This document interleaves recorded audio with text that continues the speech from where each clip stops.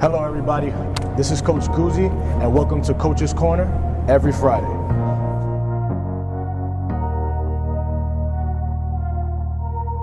All my life, been grinding all my life, sacrifice. Hello everybody, welcome today to Coach Guzzy's Koaches Korner. This is the first episode ever. Today we have a special guest, my guy, my friend, my brother, Mr. Hector Rodriguez. Thank you for being here today. Thank you for inviting me. This is we're getting this together to basically implement a little bit of reality behind the faces that you see every day, to get a little bit of the backstory on the people that you see every day that move our communities and help our kids around. So, quick question: BC Cyclones. How did that come about? So, long story short, definitely many of you might know, as you know, you are my personal trainer for my son. Love baseball. So from early age, I saw my son having a passion for the game where he was just tapping a bat, him being in diaper. So we started playing some rec ball, which I'm a big fan. I'm actually part of the community where I live. I'm a commissioner there on the Little League. I like to volunteer and help out the kids. I got tapped in by a good friend. His name is Johan Hernandez. He was running the Cyclones. The Cyclones was Lodi Cyclones. It was Bergen County Cyclones. He tapped me into, to run one of his teams, and we did that. And I started, putting my son into playing travel ball, club ball, where you could he could develop more, and he could be playing with kids that have the same passion for the game as he does. For some personal reason, Johan basically handed me the key to the car and say, "This is yours. Drive with it." And that's how we went from just the Cyclones to the BC Cyclones. Originally, we were using the Cincinnati Red hat, the Cincinnati Red logos, and being that originally we're from Bergen County, it was natural to say, hey, BC Cyclones definitely caught my attention and stuck. Right now, BC is what you see on the hat and what you see everywhere. Absolutely, man. I think you guys do an unbelievable job with the kids. I've been around you guys for 2 years now. I've seen the way you work. I've seen the things that you do for the community, and people don't understand. Being an inner city kid, like to see people put that much time and effort into those kids, it means a lot, because kids need guidance. And granted, they have their parents, but I think that when you have more people like you, in the community, and you do things for them, you keep them on a straight path, and I tip my hat to you for that. Thank you. It's very important. Tell us a little more, so how do you keep that together? I know you deal with a lot of kids on a daily basis, and you have a lot of teams. Yeah. So how do you keep it together? I want to say, you got to have a good wife that understands what you love, 100%. what your kid love. So you have that support at home. I also have guys that are there to support me. Many people, even though I'm pretty much involved 99% of everything that goes on with the Cyclones, there's people behind the scenes, like a gentleman, a great friend of mine, a brother to me, Jim Fusey. He's there. He's also giving me idea, helping me out with this, getting stuff rolling.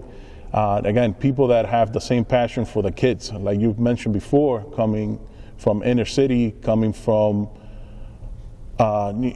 this sport is not a sport like basketball. Growing up, I did play baseball, but I could have just picked up a basketball and go shoot. Baseball, if you don't have that support system, like a club, a coach, like this facility, where you can now go and do, hey, let me work on my swing.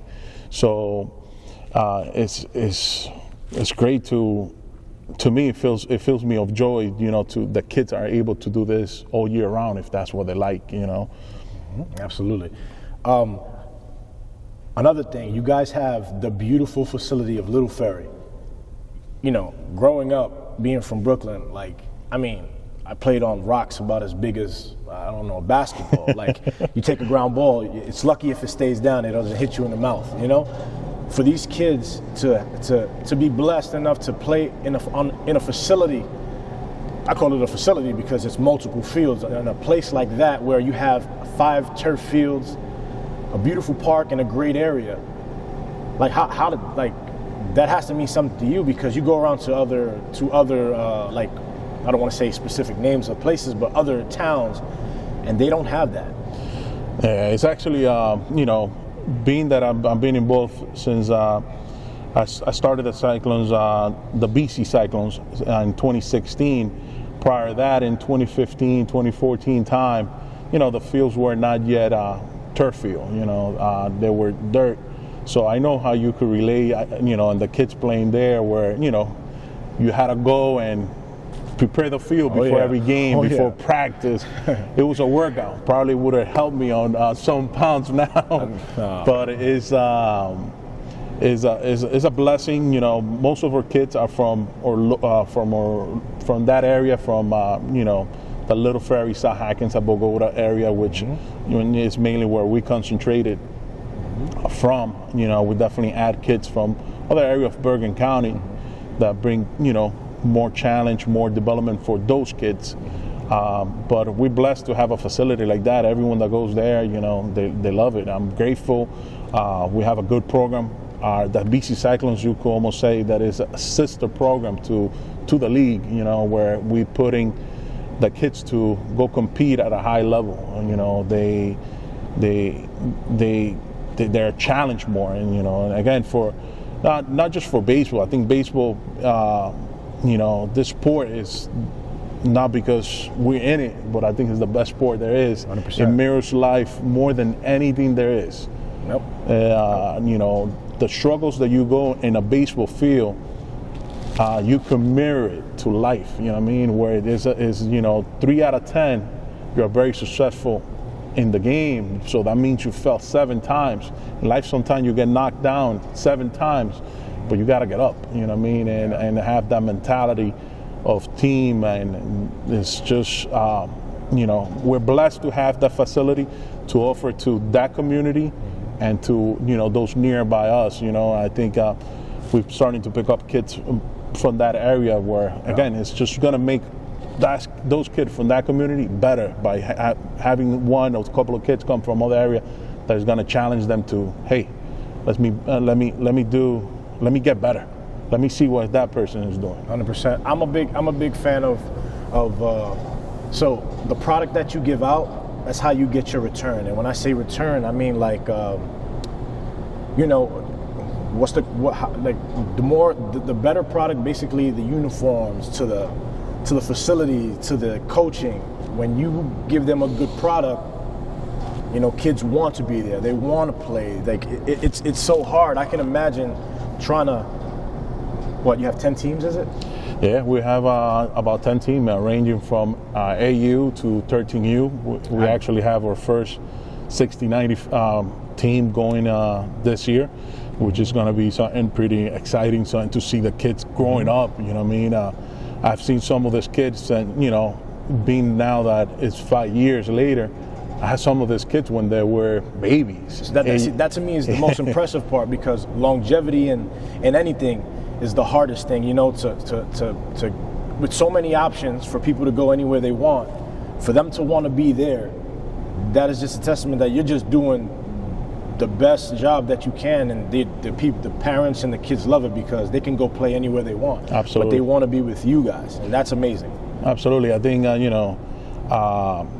just said it. I always preach it. I always talk it to my parents. I always try to live and try to tell my kids, you gotta have trust, communication, and if you have those, you'll be you're pretty much gonna be successful in life. You're gonna have good relationships. Mm-hmm. If you could have that trust and that communication, you're gonna build loyalty, huge in people that are loyal.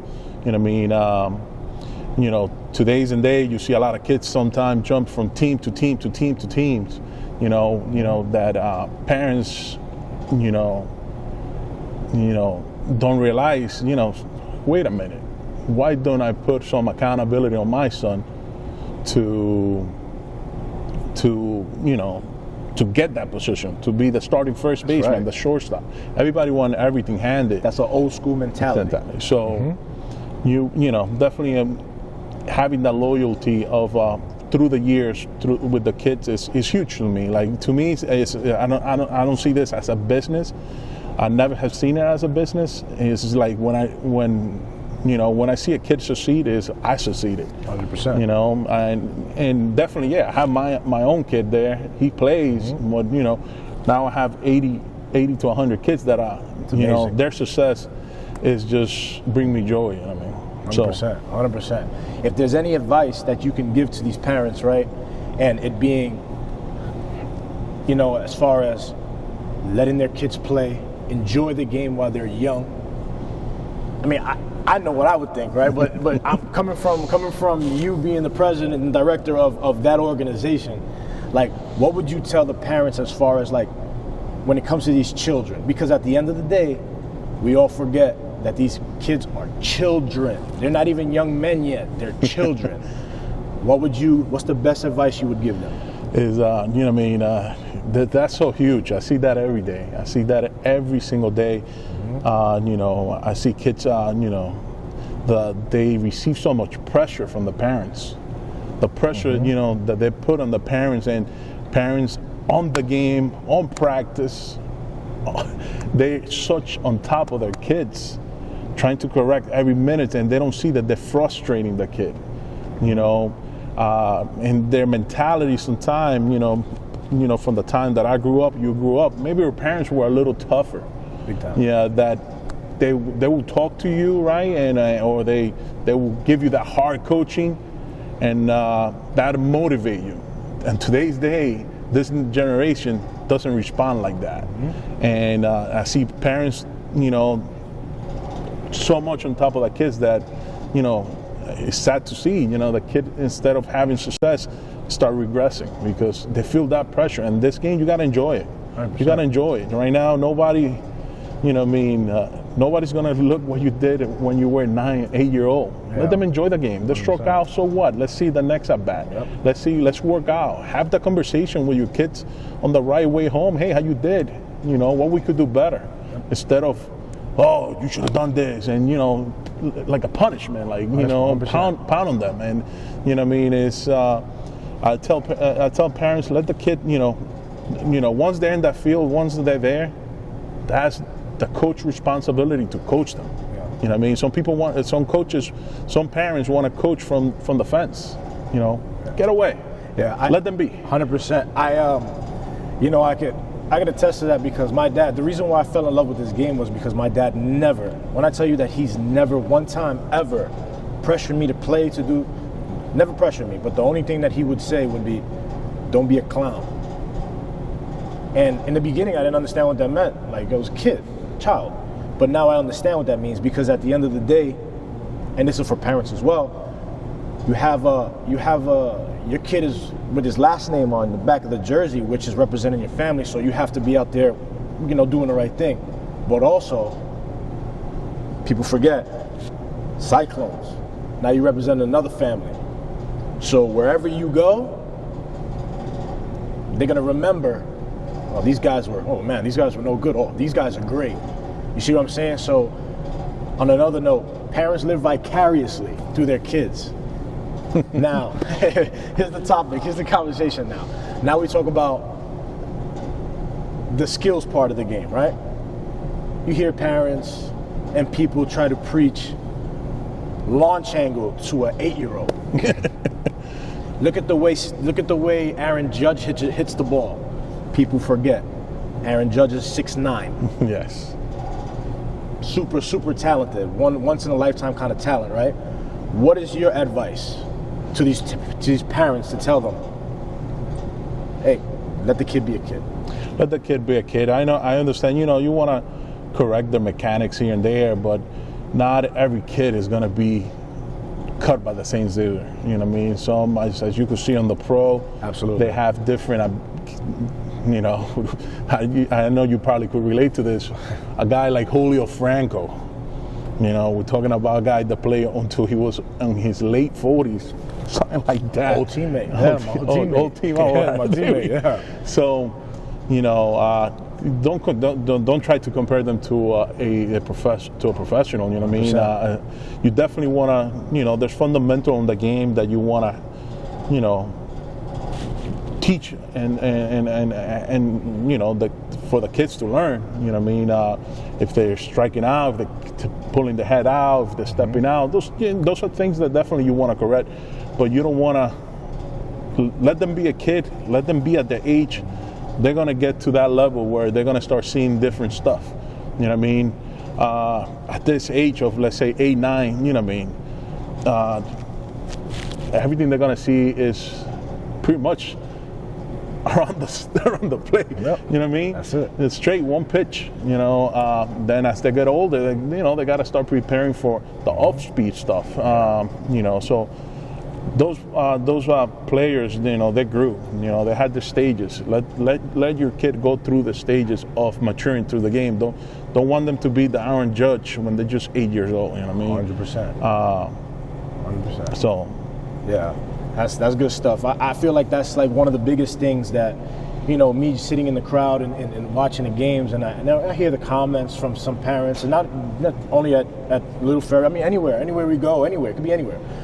It could even be at a professional stadium. You know, you could be in the house and you're watching the World Series and you see a guy swing at a pitch in the dirt, and then you hear the people in the house like, "Oh, why did he swing at that?" You have no idea. You have no idea until you're in the box. That's why Absolutely. I could never sit there, you know, and say that.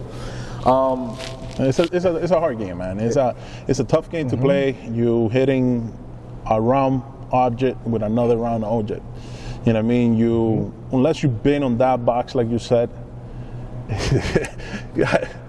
you come out of the stand. Come see what you know what I just mean. doing, Like yeah. at this age, or 11 and 12-year-olds, they're starting to see kids throwing 70 miles per hour. Like our last tournament in Bronx Neck, we had a guy from Texanics.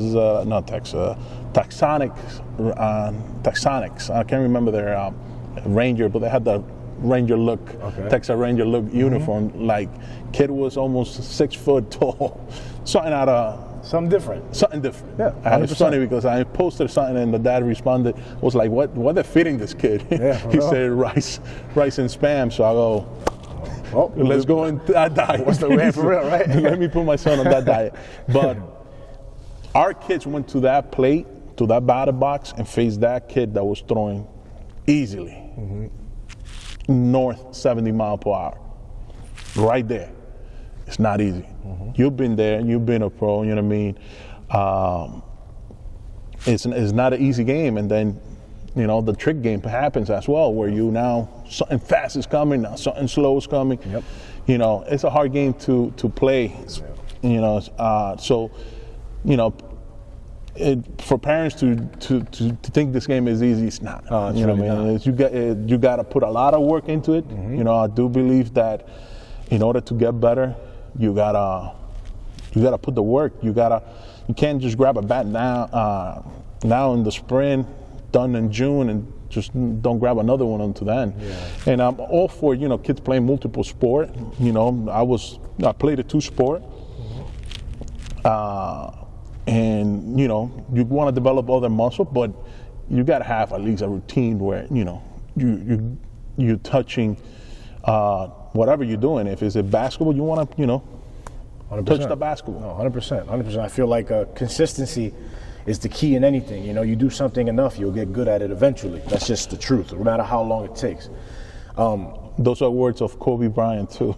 Rest in peace. Rest in peace. Yeah, Mamba said peace. that. I think he said, you know, if you practice more often, you know, how good are you going to get if you putting more of the time in there? Yeah, 100%, man. I mean, you know, this game, like you said, is a game of failure, and we just want to bring some light, you know, from obviously I was a professional for a while, and then we have obviously a professional organizer, a professional coach that he just gathers these kids and they love to be there.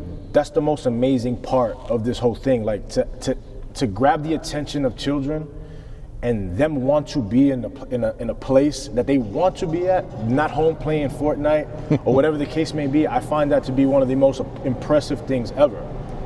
How hard is it to keep a child's attention? Right? Yeah. So if they want to be there, you guys are doing an unbelievable job where you guys are. You want to tell the people, give them some information on how to get to you? BC Cyclones on Instagram is BC Cyclones _NJ. You can follow us there. Pretty soon we're going to have our website, which is going to read the same. And you can contact us at any time. We're here for the kids. You know, my goal, my philosophy is based on the game, based on the kids' development.